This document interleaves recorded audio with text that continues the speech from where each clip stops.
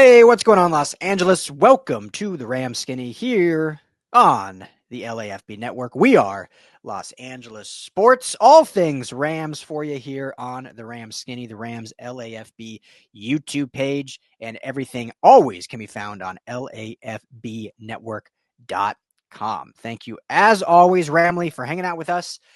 Drop your comments below. It's the off season. It's always time to talk, always time to chat. But we want to hear more from you. I think people have gotten a little quiet after the Rams' unfortunate loss to the Eagles. We recapped that on our last show. But don't fret. The offseason's a lot of fun, too. And this is going to be a wild offseason for the Rams, as they all are. Because when you got Les Snead and Sean McVay cooking up what they cook in the studio, there's always moves to be made and happenings to be talked about. So drop the comments below. If you have not yet, please hit that like and subscribe button on the Rams LAFB YouTube channel.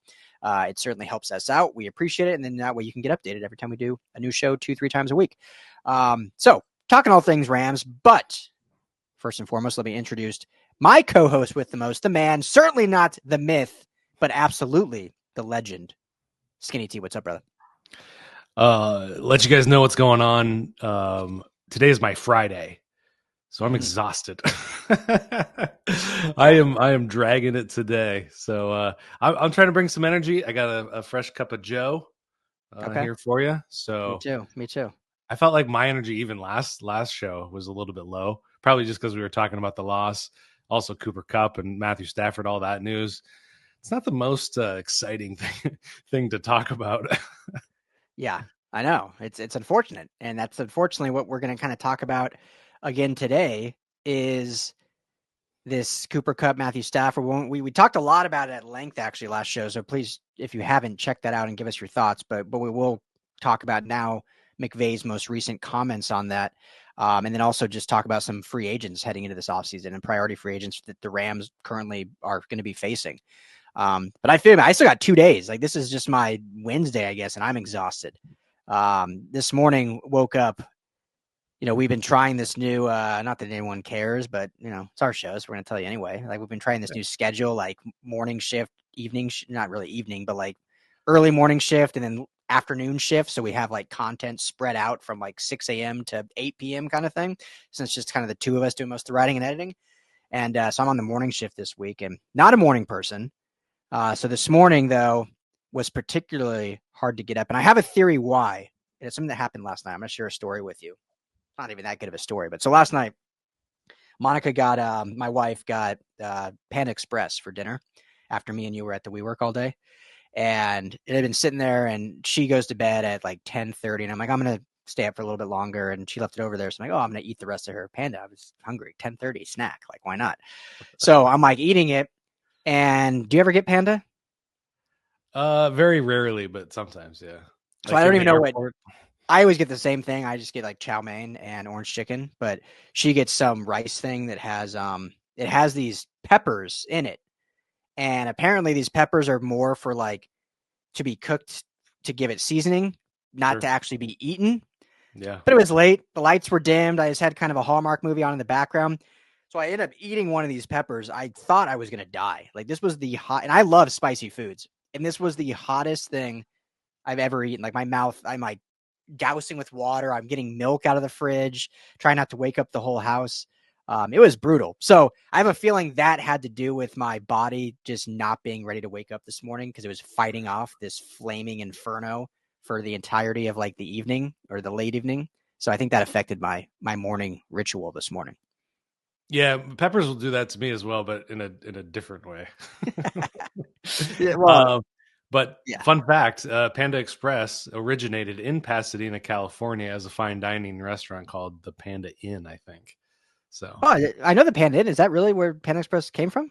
Yeah, it spun off from there, decades ago. I did not know that. The Panda Inn is right up on Foothill and like Sierra Madre. Yeah.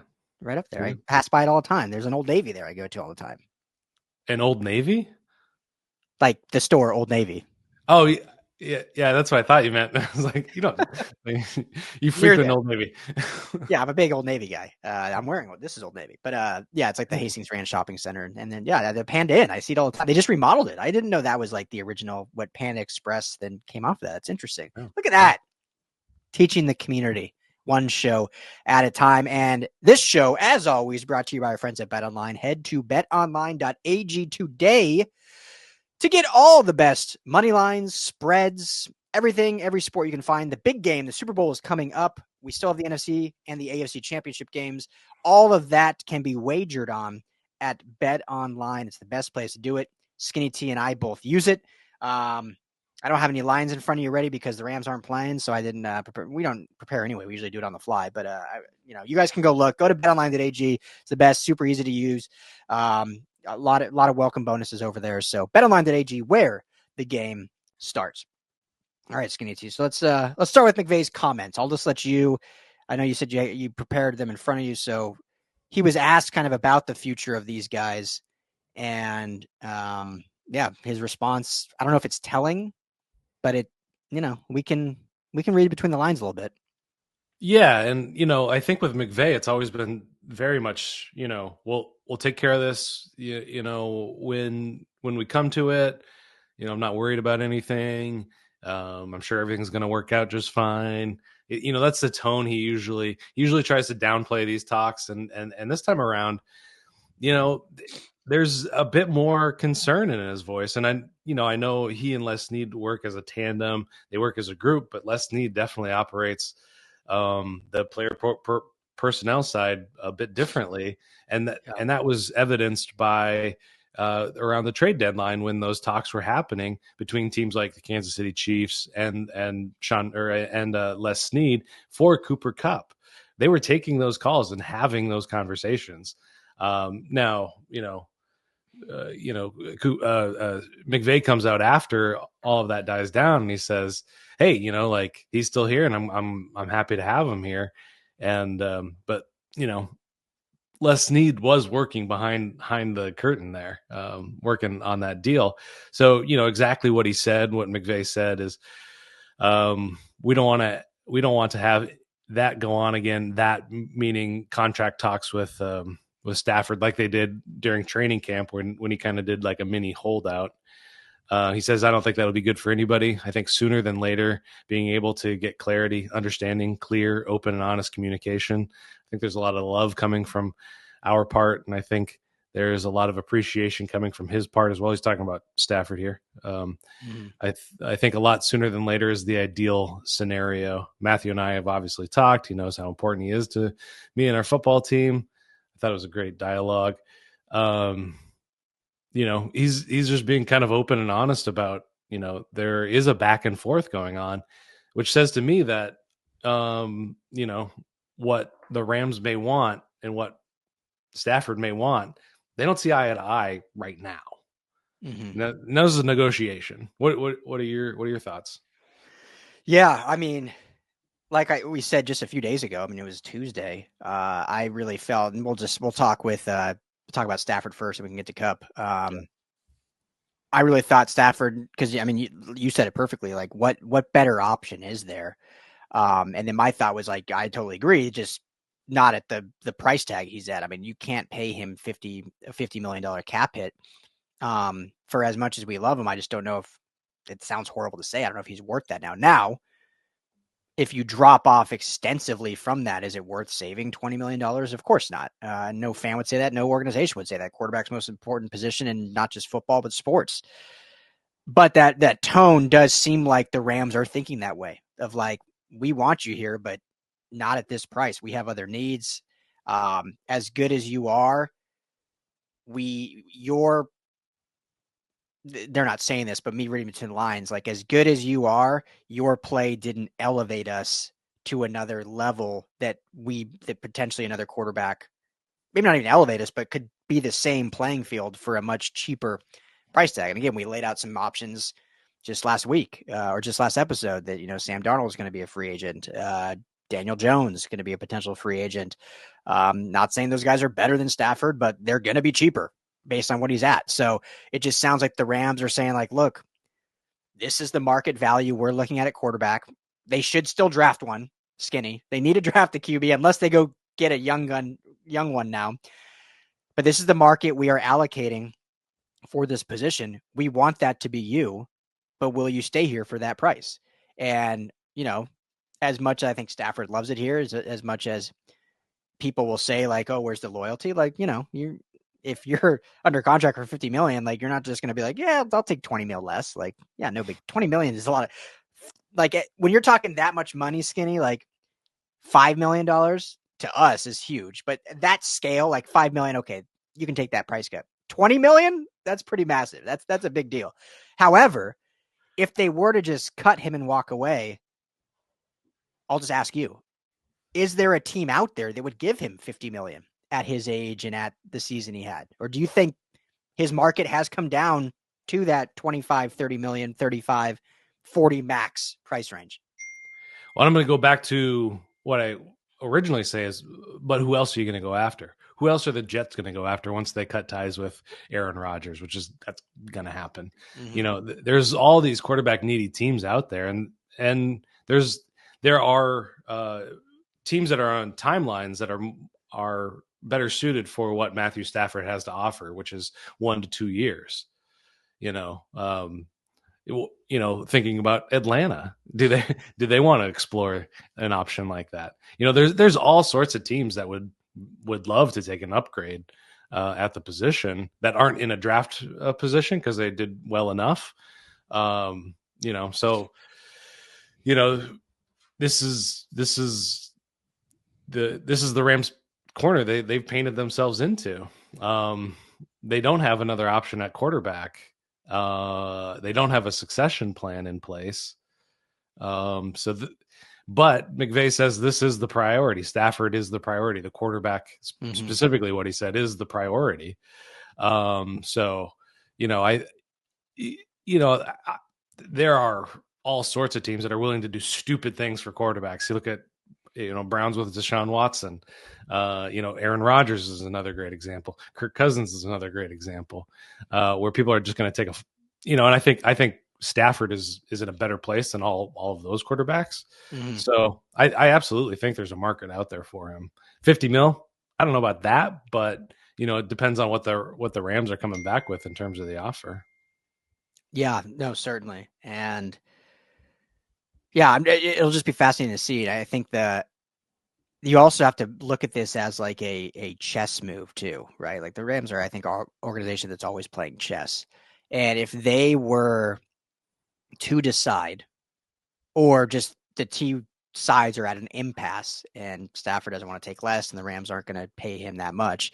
So it's, if they're going to move on, you also have to think about where he could end up and how that affects you. And you mentioned the Jets potentially as a team, but an interesting team to watch for, they would be worst case scenario for the Rams would be the San Francisco 49ers. Oh. Now, this is a little more far out because I think Shanahan has been pretty honest about his belief in Brock Purdy, and they still have Purdy for, I believe, one more year in a contract. I think 26 is when his rookie deal expires.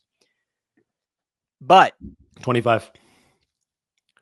He has one more season, right? So after the season, so going into 26. So they have him under contract for one more year. And that's been a big talk up in the Bay Area, obviously, is his contract extension. Is he worth $55 million? Is he worth resetting the QB market? Can they get him for just $30 million, which is probably what he's worth? They originally wanted Stafford, remember? Like that was the team that was fighting the Rams for that trade with Detroit. Obviously, the Rams and McVay won out. They could essentially say, we Brock was great. We got great value for a 7th round pick. We don't ultimately believe he's worth 40, 50, $55 million, but we have no plan in place. We can go get Stafford for a year or two for what we're saying, 30 million. I would say Stafford's probably at least equal right now with Purdy, maybe still an upgrade depending who you talk to.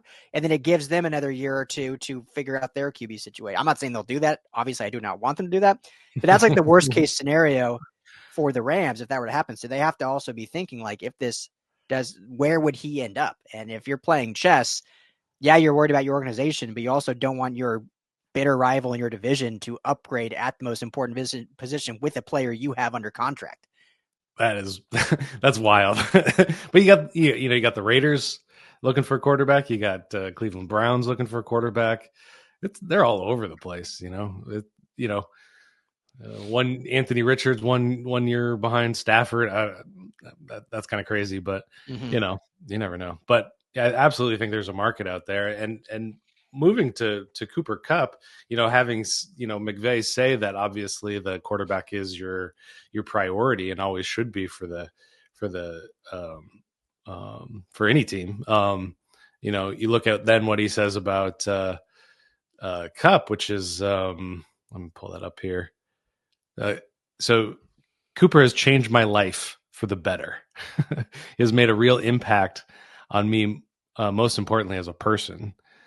These things are very real. You try to say, oh, it's business, it's not personal. Well, it all blends together because this is still relationships. I think he's honest about the situation. Those are things that are going to make it challenging. But one of the things I've learned from him, as much as anybody, is there's no good way to go about having hard conversations other than just straight to the point. I hope I didn't murder that. But I mean, that just, it goes to show you the impasse that they're at, specifically with Kupp, but also with Stafford. Like you were saying last episode, Stafford and McVay are pretty close in age, pretty close personally as well. Obviously, they've got a great working relationship with one another. I was thinking about that special teamers that pushed his coach, the Houston Texans. Like you never see anything like that on the Rams sideline. This is not even close. There's rarely ever close to an argument, much less somebody physically encountering a coach or another player. So, but that's beside the point. But he's looking at this Kupp discussion as a hard thing to ask. And it's going to be a big ask to take a big pay cut so that they don't have to then go back to Stafford and ask him to take a pay cut as well, because they just went through a contract renegotiation with him.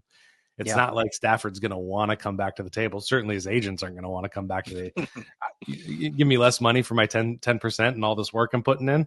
Yeah. I don't know. Yeah.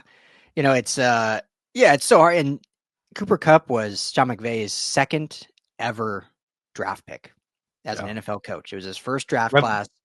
Revolutionized the team. Revolutionized the team. He took Gerald Everett with his first pick in the second round, and Cooper Kupp was the next guy he took. So basically, when he was building his foundation as a first-time head coach in the NFL with the Rams, Cooper Kupp was a guy he believed could help build that foundation, and he has been a pillar for this team in the Sean McVay era. I mean, they've built this together.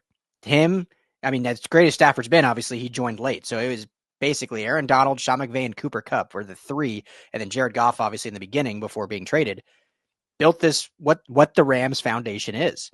And so from a personal level, like I can't even imagine. I mean, I've gone through stuff with work, and everyone says it's business, but it's not. I mean, yes, it's business, but everything's relationship. Yeah. There's a relationship in everything we do. Makes it hard.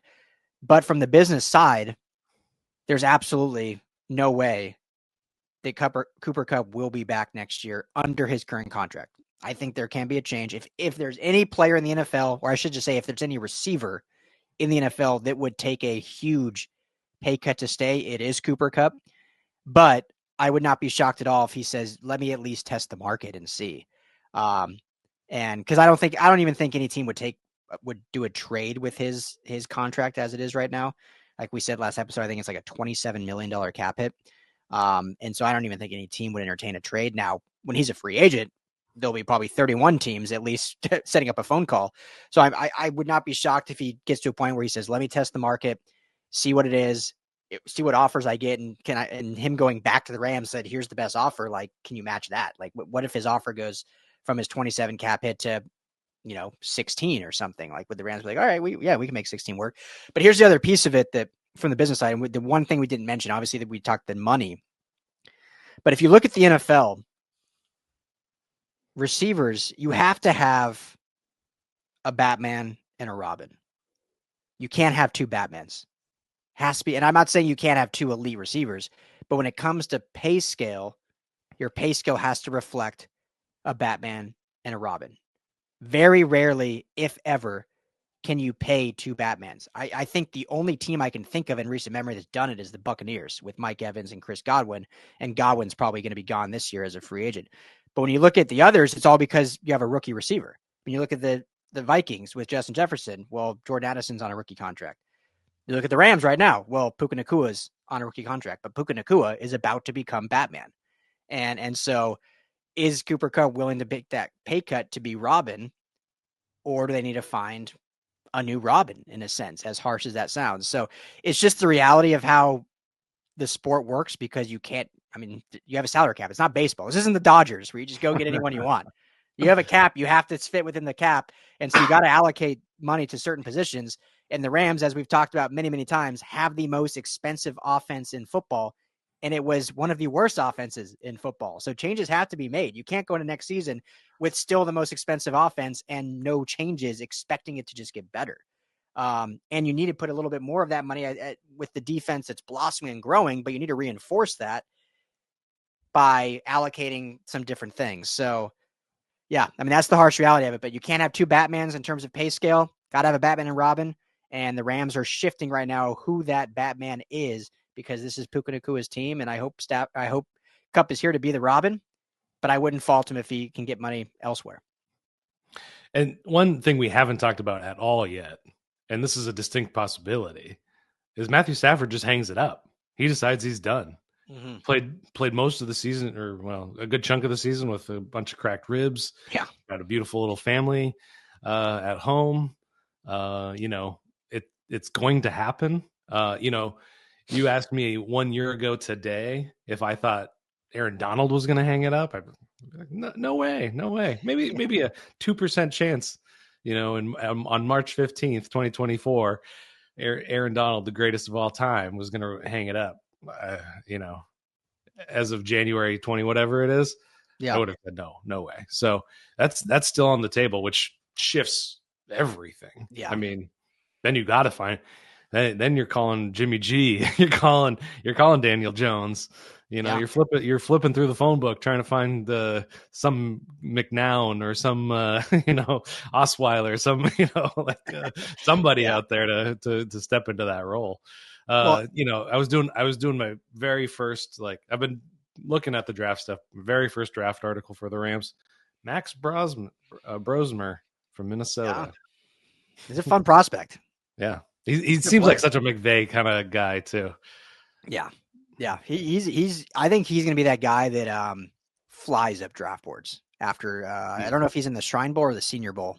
He was the Shrine. Yeah, that was Shrine, the article I wrote. Yeah. Okay, so he's at the Shrine Bowl. But I would not be surprised at all if he rockets up boards. I mean, he played obviously with Minnesota last year. Before that, he transferred from an Ivy League or something. New Hampshire, I believe. New Hampshire, not Ivy League, but East Coast. So has a lot of playing experience. But anyway, that's for another discussion. But last thing I'll say, and then we'll talk some priority free agents.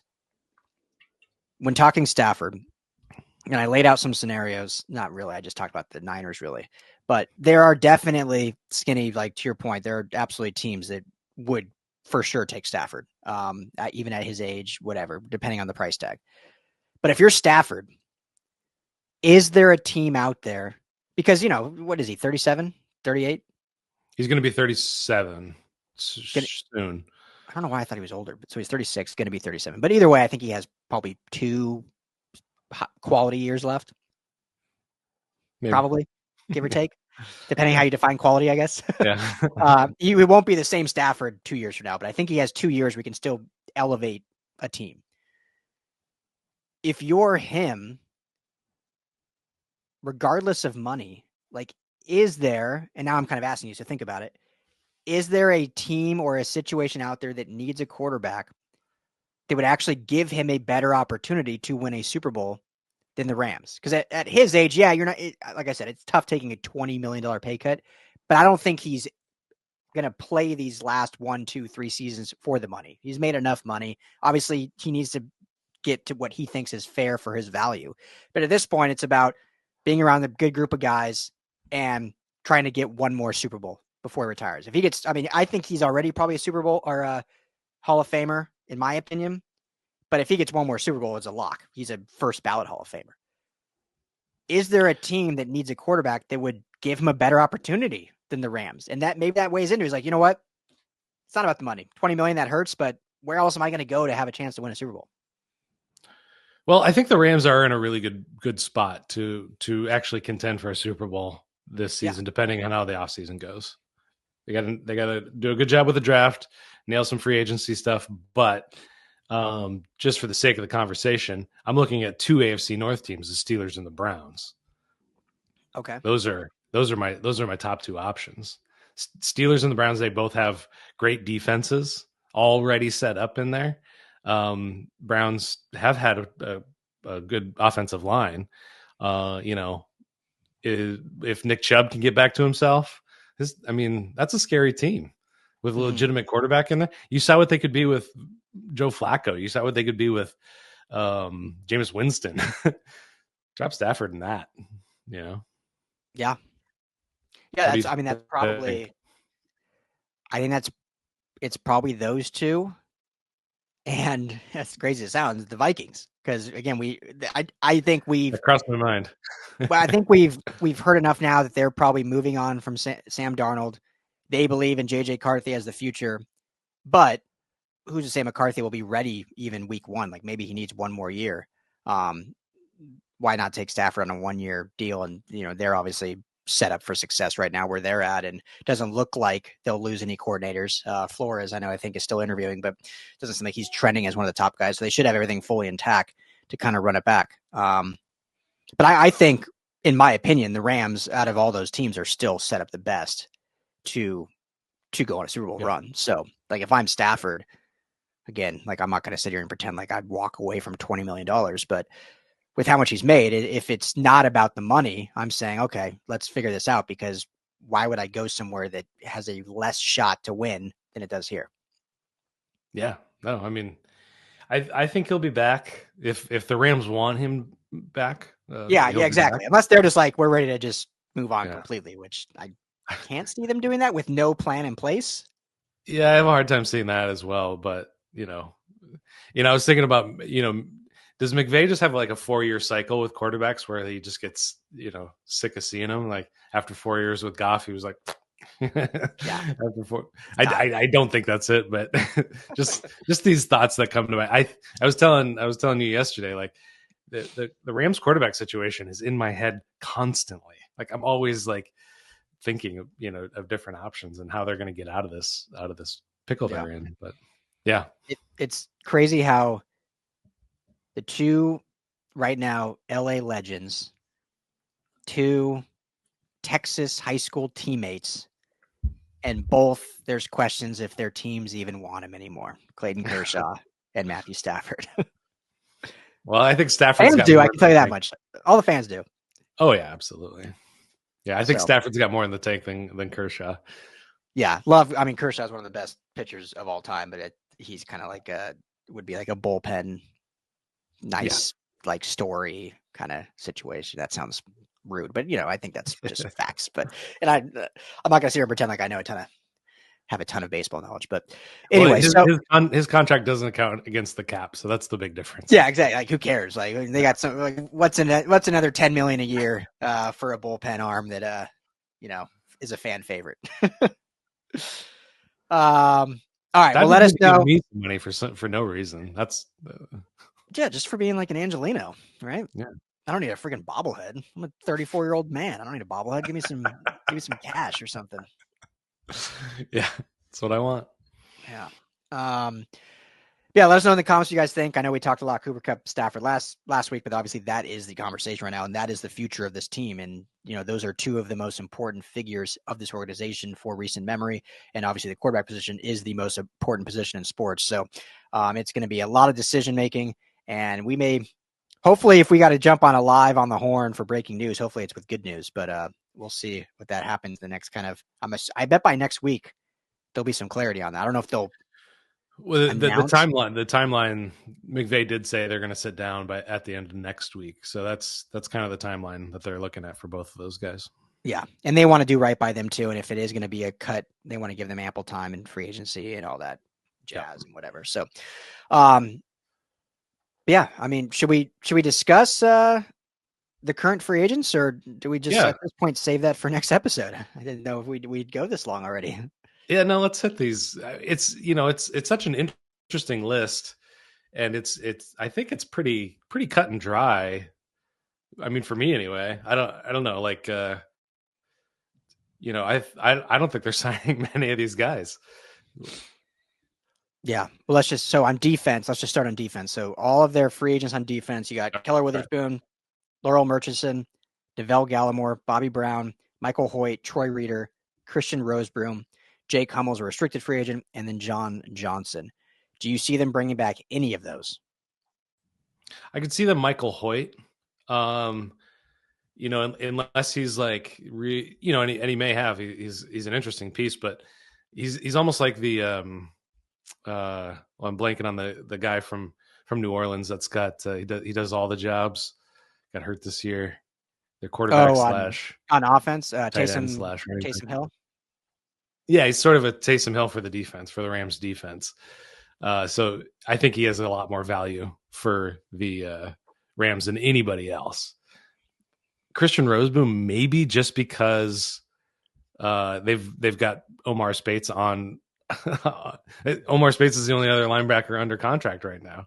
They're not going to go sign like a big free agent. I could see them going after another guy in the draft, 5th round, something like that. But I mean, I think those are the only two on defense. Jake Hummel's a restricted free agent, so I think that's a definite opportunity there. Yeah, I think Bobby Brown is interesting. I think his play, while it was a little up and down, I think it improved throughout the season.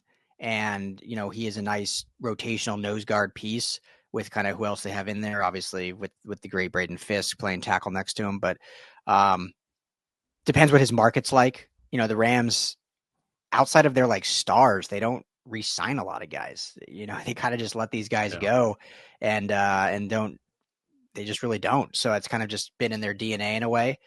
So they'll let him test the market, I'm sure, but I could see Bobby Brown being someone they'll try to bring back just because familiarity with the defense and did improve. So, but I agree with you. I mean, I think really, I'd love to see Michael Hoyt back. I know he was a kind of the brunt of jokes last year, but he really has become a focal point of this defense. And like you said, he can do a little bit of everything and has really become a staple of this defense. So I'd love to see him back. He kind of reminds me in a way, different position, but reminds me a little bit of like when Morgan Fox was here. Like kind of just was able to do a little different things, way outplayed the value of what their contract was, a real kind of glue guy. And so I think he's played his way to a nice contract based on what he was getting, but I don't think it's something that should price him out staying with the Rams. So Michael Hoyt of all those, I think would be the one I would hope they get back the most. But yeah, I agree. Roseboom and Bobby Brown were the other two that I would kind of keep my eye on. Offense is where it gets interesting. So on the offensive line, Joe Noteboom, Alaric Jackson, Connor McDermott, Dylan McMahon, quarterback Jimmy Garoppolo, Ronnie Rivers is a restricted free agent, tight end Hunter Long, and then in the receiver room, you got Demarcus Robinson, Tyler Johnson, and your boy, Tutu Atwell. Who anyone on that list you see back? Alaric Jackson, Demarcus Robinson are kind of the guys that I'm looking at to come back. Depending on what happens with Cooper Kupp, you're looking at a pretty bare wide receiver room, which is kind of unusual to say for this team. Mm-hmm. So, having a guy in there that Stafford trusts, he started to go to him a bunch. He was a big asset in the red zone, big asset, in deep throws. So I could definitely see that. And then left tackle, it's a tough one because it's really expensive. So either you're paying a whole bunch in free agency for one of the premier guys, which, let's be honest, the Rams in free agency have a lot of strikeouts, and they don't often dip into that pool. And when they recently have with kind of the splash ones, I'm thinking Allen Robinson and Jonah Jackson, of course, just busts, just completely did not work out. So, maybe that's first round draft pick right there.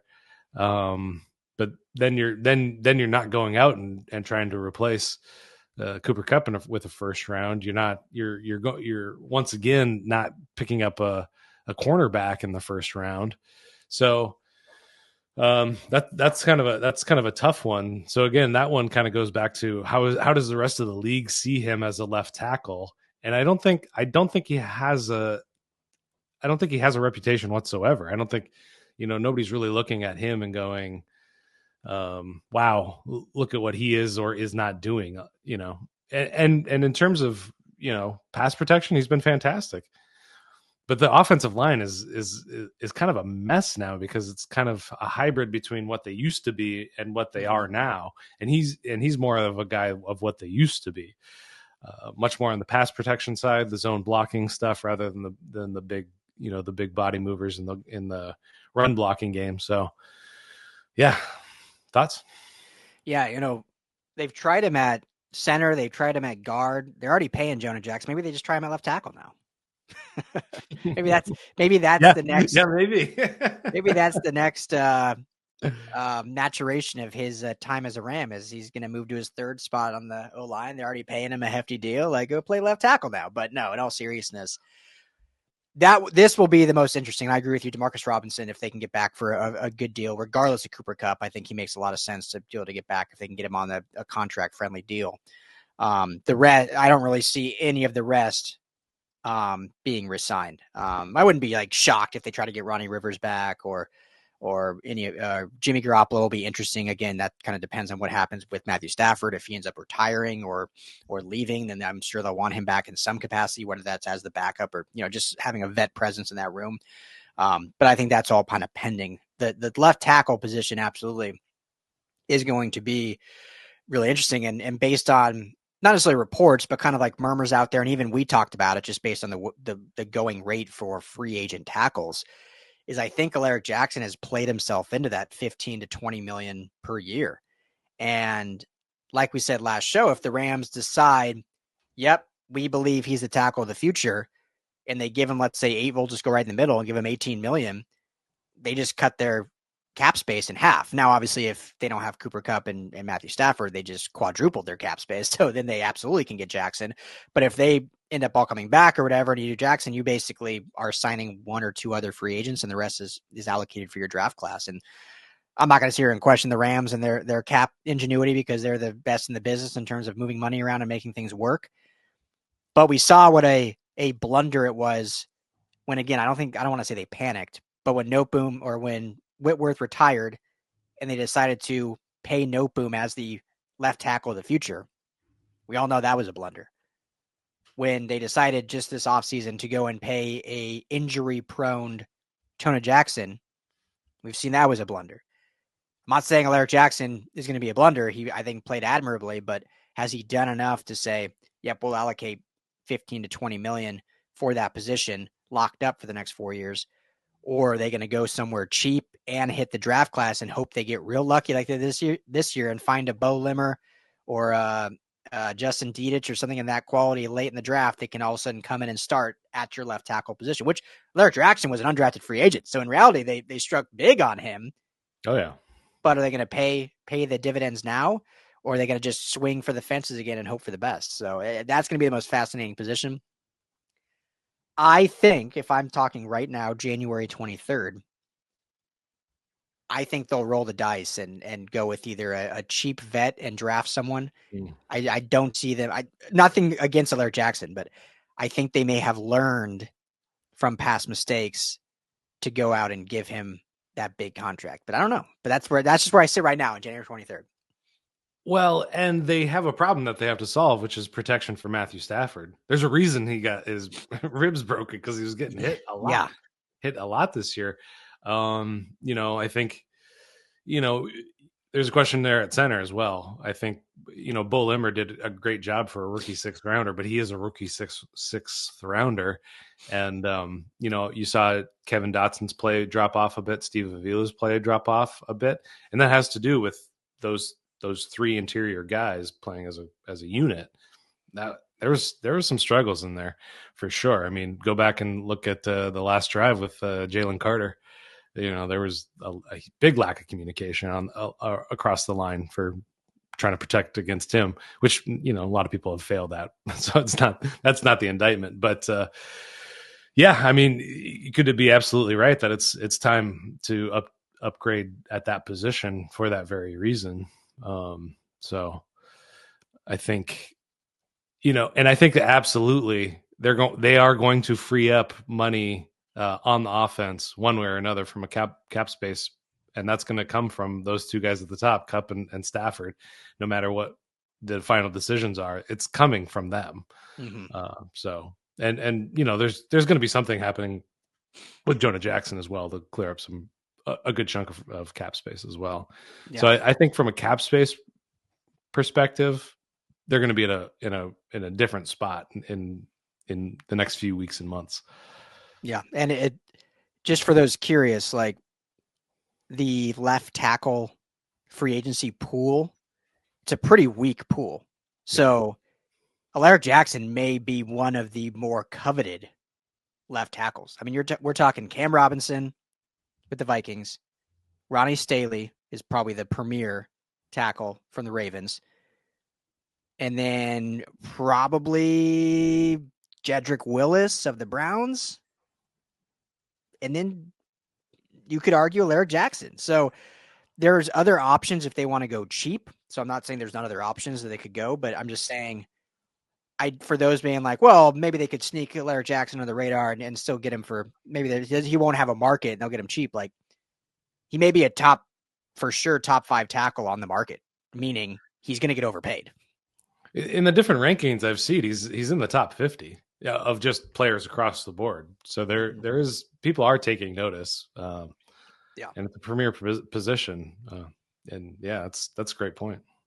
And if the Rams believe in him, then maybe they'll pay him and say, all right, well, let's just make this happen. So, but do you want to pay? I mean, now we're talking let's just see, what did the top tackles get last year? I wonder if we can find that somehow. Who can you think of a tackle that was signed last year? I can't. I'm sure there was several. I'll pull it. Well, I know Mike McGlinchey was signed in 2 years ago by the Broncos. And he was one of the considered top guys.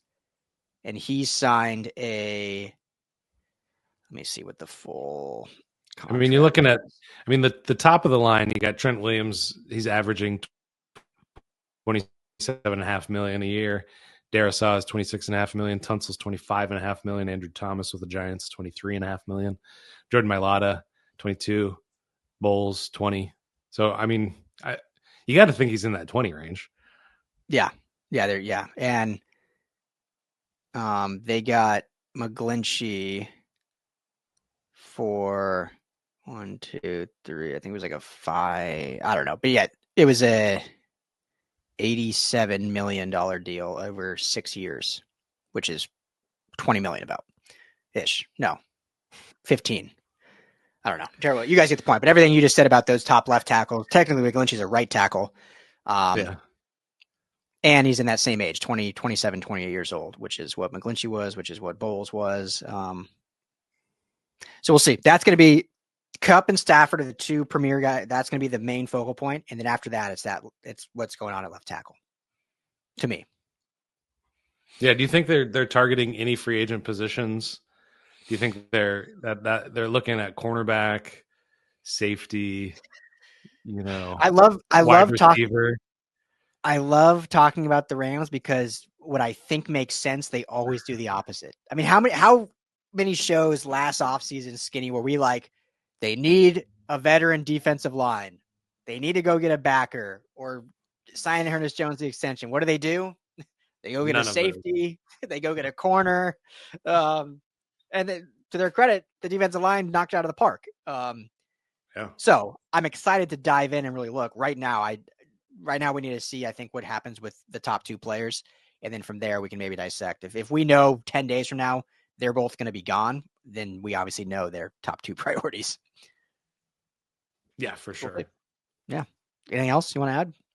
Yeah, other news, Shane Steicher is leaving. He's rejoining the Patriots. Nick Caley, tight ends coach, is getting interviews with the Jets. Yeah. Aubrey Pleasant getting interviews with the Bears. Mm-hmm. Liam Cohen now back in the head coaching Wild. conversation with the Jacksonville Jaguars. So, I mean, How wild is McVay's it? great. McVay's tree is insane, yeah. But how wild is it that it seems like, from the distant eye, that Liam Cohen essentially strong-armed the Jags to fire Trent Baalke? Because he basically 2 days ago was like, "Oh, I'm taking my name out of the hat. I'm re-signing as OC with the Bucks." 24 hours later, the Jags fire Baalke, and all of a sudden he's back in Jacksonville talking. Like, good for him. Good for him. Just like 2 years ago, the Bucks OC, former quarterback, I'm blanking on his name too. He turned down that job because Trent Baalke was the GM. Yeah. So they've lost several candidates. Oh, I'm you're sure. talking Dave Canales, the No, Panther. the one before him. Oh, okay. Oh, Byron Yeah, Leftwich. Byron Leftwich. Yeah, Yeah. yeah. Who's Turned not that even in the job league down. anymore. He's not even coaching anymore. He turned out a head coaching job to not coach anymore, basically, because of Trent Baalke. Yeah, it's incredible. So yeah, that's just kind of the rest of the news around. Braden Fisk gonna have a small procedure on his knee for that injury that he suffered. McVay said it was minor. It's not. I mean, this is what McVay always says. It's minor. It's a little procedure. It's nothing too big. I'll believe him on this one for now, but he said it's not going to affect 2025's plan at all. Yeah. Okay, I got one more thing to say, and I know we're already at 40 minutes or whatever, but I might go off a little bit here. NFL Honors announced AP, I should say, announced their award nominees. Sean McVay, not a finalist for Coach of the Year. And the biggest egregious mistake, in my opinion, Chris Shula, not a finalist for Assistant of the Year. Your thoughts on that? The cheapest defense in the league was dominating one of the best offensive lines in one of the playoff games. I mean, I know it's a regular season award. I know there's stipulations like that for sure, but there's got to be something in there that it just shows you can do a lot with not very much. Yeah, it's just a shame that McVay isn't always in the conversation. But that Shula one, yeah, I think to me, I think it's probably kind of like the Kobie Turner conversation last year around defensive rookie of the year. There were voters that didn't even know who he was on the ballot. And Aaron Donald's shadow casts long for sure, yeah. But it's like, pay attention, people. just take a look, beyond just like the they probably just look at the top 5 defenses and say, who are the coordinators for the top 5 defenses? The Rams weren't a top 5 defense, that's for sure. But those top 5 defenses are probably also the top 5 most expensive defenses in the league. So that's where I stand. Yeah, I mean, I'm probably gonna get skewered for this, but I also don't know why the AP is still the big decider on a lot of these things, especially like all of it. Like, I don't know why the AP is still like the de facto decision maker for this. But yeah, I mean, no LA guys. I mean, I know this is Rams show, but Harbaugh didn't make it in the Coach of the Year finalists, and Jesse Minter, their young defensive coordinator, also didn't make it, and that is I mean, the turnaround the Chargers had from a 5-win team drafting 5th overall to making the playoffs and all their turnover. I mean, are you kidding me? Yeah. Like, so you look at these. So we'll end with this, and I'll try to be quick before I go off on a huge tangent. Let's start with Coach of the Year. If you believe, and you may not even believe, so I don't want to force you to say you do if you think so, but if you believe McVay should have been a finalist, who would you take out? Here's the list: Dan Campbell, Kevin O'Connell, Sean Payton, Dan Quinn, Andy Reid. They only do 5 finalists. Would you put him over one of those 5, or is it more of like, you feel like it's a bummer, but I get it, I couldn't actually put him over any of those 5? Yeah, I mean, that list is really tough to figure out where they fit in. I think, the 1 year guys, the Dan Campbell, I think Sean McVay could slot in over him, just because it's been 1 year. Like, I know it's a 1 year coaching award, mm-hmm. but coaching has more to do with the context around your team rather than just one great year. You look at CJ Stroud, DeMeco Ryans last year, you know, set the league on fire. They're in the playoffs. People are picking them for the Super Bowl, and they come back and they have a really rough year because they didn't rebuild their offensive line in a way to protect CJ Stroud as they had the year that he, you know, lit the league on fire.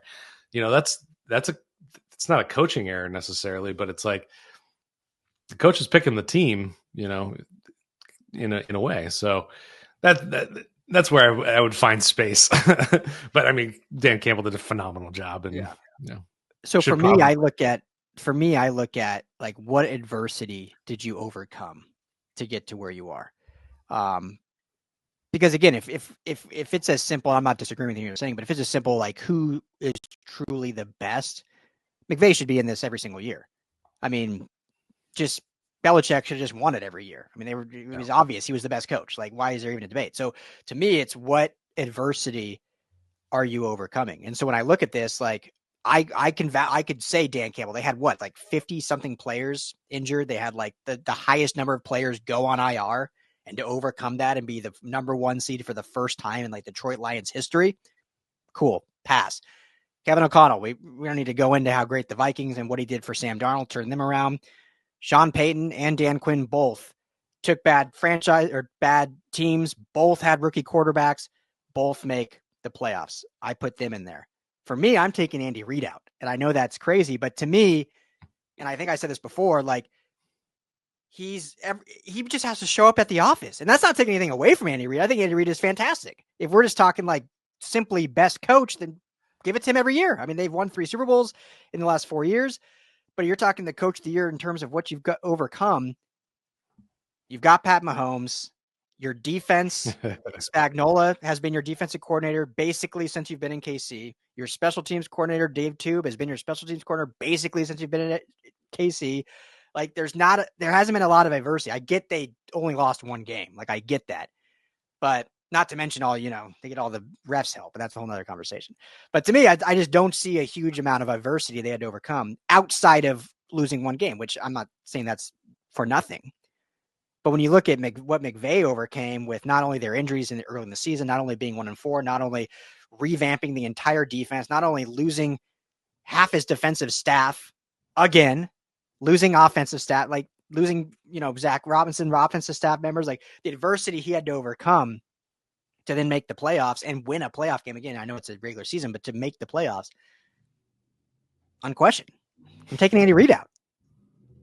Yeah, I was leaning towards that, but it's so hard to take Andy Reid out based on my argument, which is the kind of how they've built the team. Yeah, exactly. To be what it is this year. Yeah. Sean McVay will have the same offensive, defensive, and special teams coordinators for consecutive seasons for the very first time in his career, except for when he was the offensive coordinator and he had Wade Phillips and John Fossil. Crazy. Yeah. That's wild. Okay. Now quickly, the assistant coach. And this is the one I have the big problem with. Like the fact that Chris Shula and Jesse Minter are not finalists here is outrageous to me. And a lot of it's for the same argument. Joe Brady, I'm not taking anything away from Joe Brady, but like this is what now, his 3rd season as OC. He was the QB coach before that. So he's been with Josh Allen. Like, I know they had some turnover at receiver, but you've got the similar offensive line. Joe Brady's been there for 3 years. I'm pretty sure 2 or 3 years. Cause he went from Carolina to there to be the QB coach when they made once Dable left, they promoted the QB coach to OC. Yeah. But anyway, 2023 he was the interim offensive coordinator after they fired that fellow. Yeah, I can't think of his name either. Former quarterback, but yeah. And then he was, I think, QB coach before that. So yeah, he's been there 2 or 3 years. Vic Fangio is, it's hard. I get it because statistically, Philly had like the best defense in football. So how do you not put him in there? But I mean, look what he's working with. I mean, that talent pool is unreal. But I understand the reasoning for having him in because of just He's being Fangio. number one. And, yeah, Fangio. Flores, I wouldn't put in, to be honest. Not that he was bad by any means. Minnesota had a good defense, but they were up and down. I think for a lot of the season, they looked dominant sometimes and undominant others, and they had a lot of talent. But I'm not against it. Aaron Glenn and Ben Johnson both. I can see them being in because of the same argument for Dan Campbell, overcoming injuries. And so that would be the one reason I'd have them in, is overcoming injuries. But again, a lot of same system. They've both been there for a little while now. They've been under Dan Campbell since Dan Campbell was hired. So they've been in the scheme and all that. Again, to me, Chris Shula, what he inherited as the cheapest and youngest defense in all of football, with an average starting experience of half a year on the defensive line, 2 basically undrafted free agents as your linebackers, and a patchwork secondary, and you see the progression of advancement week over week over week. Like, that is coaching. Like, sure, you look at the full body of work and you say, oh, look at that. Okay, the Vikings defense this. But the Vikings defense steadily almost got worse as the season went on. Yeah. The Rams defense got better and better and better and better and better. And they had deficiencies, obviously, and that was, I think, more on talent than it was coaching. That is what the coordinator is supposed to do, is see those steady improvements, and that's exactly what he did. Whereas others were, it's like, I didn't see that. So I think Sean McVay should be in it, but to me, Chris Shula is a huge snub not being the assistant. Like, I thought he should win it, but to not even get nominated as a finalist, terrible. Chris Shula, you're our assistant coach of the year here at the LAFB Network. Yeah. Okay, LAFB's assistant coach of the year. Yeah, it's like you're handed this young defense, and then you're told, shortly after that when you're hired, you got to do it without Aaron Donald. Yeah. But you know what? This great piece in the middle, your communicator, your leader of your defense that's on the field 99% of the snaps. Oh no, you don't get him either. Traded. Figure it out. Figure it out. Traded. Oh, but we re-signed Troy Reader for you. Re-signed him. You like some John Johnson and some Akhello Witherspoon? I mean, think about this defense. Their biggest contributors: Cam Kinchins, rookie; Braden Fisk, rookie; Jared Verse, rookie; Kobie Turner, second year; Kobie Turner, second year; Byron Young, second year; Cobie Durant, second year. What are we talking about here? Michael Hoyt, converted defensive lineman. Yeah, Michael Hoyt, utility Taysom Hill man. Like, throws up 31-year-old Darius Williams. Like, what is the AP doing? That's why the AP should not be. The AP is almost as bad as the Baseball Writers of America, that one person did not vote for Ichiro in the Hall of Fame. Like, what are we doing here? What a jerk. All right. Super Bowl prediction. Who's going to Super Bowl? Oh, man. I'm going Bills Eagles. Darn it. That's what I'm going to do too. Yeah. I'm picking against the Chiefs, not because I think the Chiefs are going to win. I just don't want them I don't want them in the game again. I don't think there should be 3 Super Bowls in a row ever. Period. Yeah. I love that it's never been done. It's great. I mean, if anyone can beat them, it is. But I think anyone can beat the Chiefs. It's weird. The Chiefs are that weird team that I think anyone can beat them, but they just obviously only one team has, and it was Buffalo. But it's in KC. We know the whole refs thing. And then Eagles Washington is so interesting because going to the playoffs, Washington was like, oh, what a good story, but I didn't think there was really any legs to it, and here they are knocking off everyone in front of them, and they're no slouch. I mean, they could certainly take down the Eagles. They played them twice already. Well, this is the best evidence for my terrible Dan Campbell take. So, like, they're one game away from the Super Bowl with a rookie quarterback. Yeah, he's a good coach. Yeah. I mean, Dan Quinn's going to win. Dan Quinn's going to win Coach of the Year.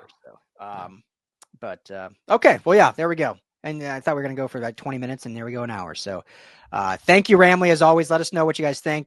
Please try to calm me down on my anger over these snubs. Ridiculous.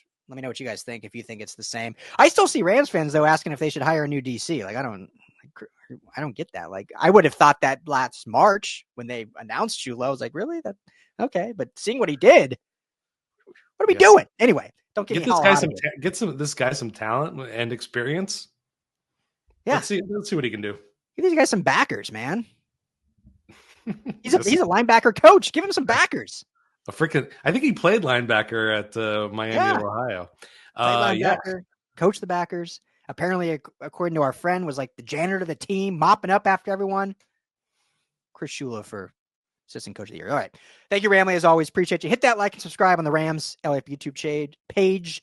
You can find us on audio platforms under Rams Skinny and everything at LAFBnetwork.com. Thank you all. Be well, be safe. Have a great weekend. We'll all talk to you beginning of the week. Later.